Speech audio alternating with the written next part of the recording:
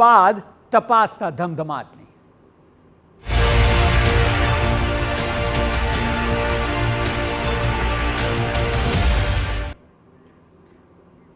Godhra NEET કાંડમાં તપાસનો ધમધમાટ તેજ થઈ રહ્યો છે, ત્યારે સુપ્રીમમાં આખાય કેસને લઈને સીબીઆઈ તપાસની માંગ થઈ છે.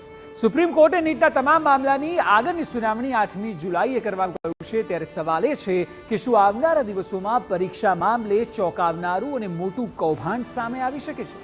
જોઈએ આ રિપોર્ટ.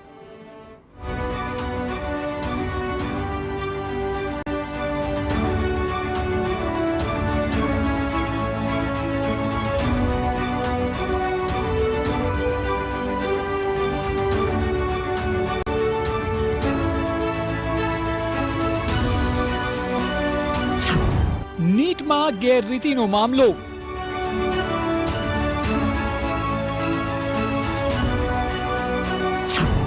સુપ્રીમમાં 8મી જુલાઈએ સુનાવણી.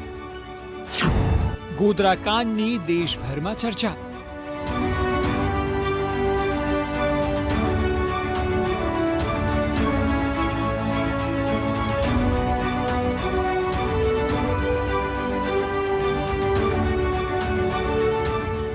ગોધરાના જય જલારામ સેન્ટરમાં નીટની પરીક્ષામાં થયેલ ગેરરીતિ બદલ અત્યાર સુધી 5 લોકોની ધરપકડ થઈ ચૂકી છે, જેમાં શાળાના આચાર્યથી માંડીને સેન્ટર સુપ્રિન્ટેન્ડન્ટ તુષાર ભટ્ટ અને અન્ય 3 લોકો પોલીસ ગિરફ્તમાં આવી ચૂક્યા છે. આ 5 આરોપીઓની જેમ જેમ પૂછપરછ થઈ રહી છે તેમ તેમ નવા ખુલાસા થઈ રહ્યા છે. સૌથી પહેલા આપને આખી ઘટનાનો ક્રમ જણાવી દઈએ. 5 મેએ પંચમહાલ કલેક્ટરને ગેરરીતિની બાતમી મળી હતી. કલેક્ટરે જિલ્લા શિક્ષણ અધિકારી અને અધિક કલેક્ટરની ટીમને સાવચેત કરી હતી. અલગ અલગ ટીમ બનાવીને તપાસ કરતા આખી વાતનો પર્દાફાશ થયો. 8 મેના રોજ પોલીસ ફરિયાદ નોંધાવવામાં આવી હતી. ફરિયાદ બાદ સેન્ટર સુપ્રિન્ટેન્ડન્ટ તુષાર ભટ્ટ ઝડપાયા હતા. તેમના મોબાઈલમાંથી 16 વિદ્યાર્થીઓની વિગત મળી હતી. ભટ્ટની કારમાંથી 7 લાખ રૂપિયા રોકડા પણ મળ્યા હતા.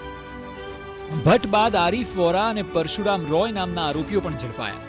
વધુ તપાસમાં તો શાળાના આચાર્ય અને અન્ય એક શખ્સ પણ ઝડપાયો. આખા કેસમાં કુલ 5 આરોપીઓ પોલીસ જાપ્તામાં છે. પોલીસ દ્વારા કરવામાં આવેલ 5 આરોપીઓની સઘન પૂછપરછમાં સામે આવ્યું છે કે તમામ આરોપીઓ પોતાના આર્થિક લાભ માટે વિદ્યાર્થીઓને નીટની પરીક્ષામાં ચોરી કરાવવા માટેનું ષડયંત્ર રચી રહ્યા હતા. પોલીસ દ્વારા ઝડપાયેલા આરોપીઓના મોબાઈલ તેમજ બેંક ડિટેલ અને વિદ્યાર્થીઓ તેમજ વિદ્યાર્થીઓના વાલીઓના નિવેદન લેતા સામે આવ્યું કે 12 જેટલા વિદ્યાર્થીઓએ પરશુરામ રોય અને તુષાર ભટ્ટ સાથે નાણાકીય લેવડ દેવડ કરી હતી, જેમાં 66 લાખ રોકડા પરશુરામ રોય અને તુષાર ભટ્ટના ખાતામાં જમા કરાવ્યા હતા. 2,82,00,000ની રકમના ચેક પણ પરશુરામ રોય અને તુષાર ભટ્ટને વિદ્યાર્થીઓના વાલીઓ દ્વારા અપાયા હતા. અલગ અલગ ચેક્સ મળેલા છે. જે 16 બાળકોનું લિસ્ટ મળેલું હતું એમાંથી ઘણા બધા જે વાલીઓ છે એ 16 પૈકીના એમના ચેક્સ એની અંદરથી મળેલા છે. ટોટલ 2,30,00,000ની આસપાસના ચેક મળેલા છે. 8 કોરા ચેક પણ એમાં મળેલા છે. વિદ્યાર્થીઓ અને વાલીઓ દ્વારા નાણાં પરશુરામ રોયને આપવામાં આવ્યા હોવાનો ખુલાસો પોલીસ તપાસમાં થયો છે.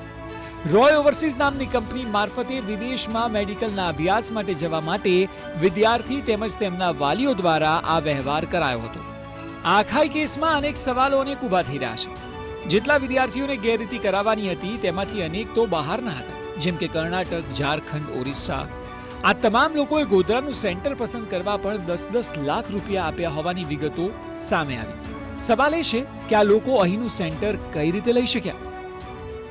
નીટની પરીક્ષામાં દેશની અંદર ગેરરીતિ થવા હોવાની અનેક ફરિયાદો ઉઠવા પામી છે અને આ સમગ્ર મામલે સુપ્રીમ કોર્ટ દ્વારા પણ ગંભીરતા દાખવવામાં આવી રહી છે.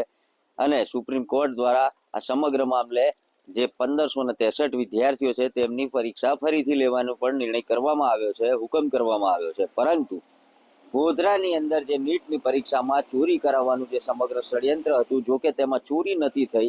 ચોરી થાય તે પહેલા જ સમગ્ર જે કૌભાંડ હતો તેનો પર્દાફાશ થયો હતો. જો કે સેન્ટર પસંદગી પાછળ ઉચ્ચ પોલીસ અધિકારી શું કહી રહ્યા છે તે પણ સાંભળો. વિદ્યાર્થીઓ અલગ અલગ અહીંના લોકલ પણ ગુજરાતના પણ હતા, બહારના પણ અમુક વિદ્યાર્થીઓ છે.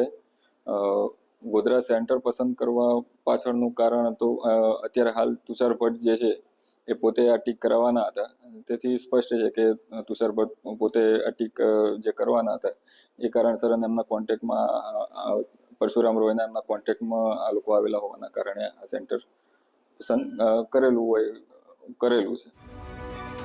મહત્વનું તો એ પણ છે કે પોલીસ દ્વારા નેશનલ ટેસ્ટિંગ એજન્સી પાસે બહારના વિદ્યાર્થીઓની માહિતી અને પરીક્ષાના દિવસના સીસીટીવી પણ મંગાયા છે, પરંતુ નેશનલ ટેસ્ટિંગ એજન્સી માહિતી આપી નથી રહી.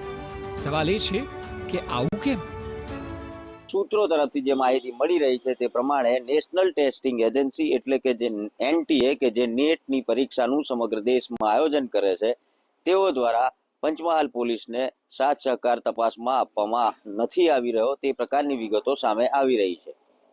નેશનલ ટેસ્ટિંગ એજન્સી પાસે પંચમહાલ પોલીસે પરીક્ષા યોજાઈ તે દિવસના સીસીટીવી ફૂટેજ તેમજ જે 16 વિદ્યાર્થીઓ છે તેઓની વિગતો માગી છે અને ખાસ કરીને જે 10 વિદ્યાર્થીઓ જે ગુજરાત રાજ્ય બહારના છે તેની વિગતો માગી છે, પરંતુ નેશનલ ટેસ્ટિંગ એજન્સી દ્વારા પંચમહાલ પોલીસને આ કોઈ પણ માહિતી હજુ સુધી આપવામાં નથી આવી રહી.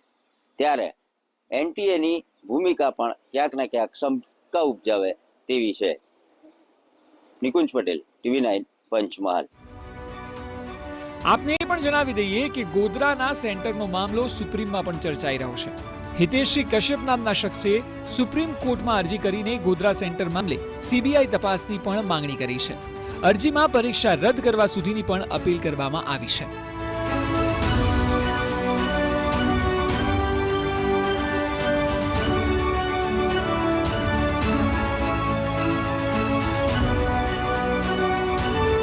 આ સમગ્ર મામલે જો તટસ્થ તપાસ આવનારા દિવસોમાં થાય તો બની શકે કે અનેક ચોંકાવનારા ખુલાસા લોકો સમક્ષ થશે. જોવું રહ્યું કે આગળના દિવસોમાં આ મામલો આખરે કયા નવા વળાંક લેશે. નિકુંજ પટેલ, TV9 ગોધરા. તો હાલ જઈએ સીધા સુરત.